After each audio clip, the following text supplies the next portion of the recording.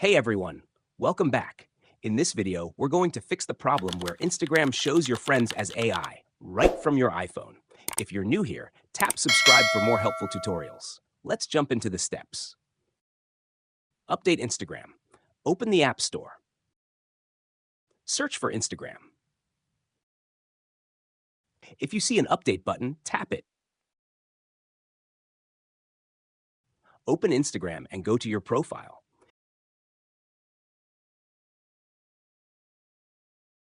Tap the three horizontal lines at the top right.